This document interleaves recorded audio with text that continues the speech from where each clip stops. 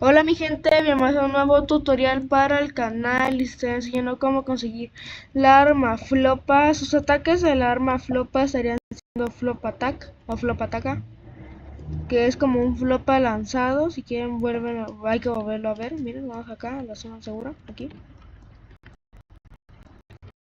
Y miren, el siguiente es flopa rain, que se vería así.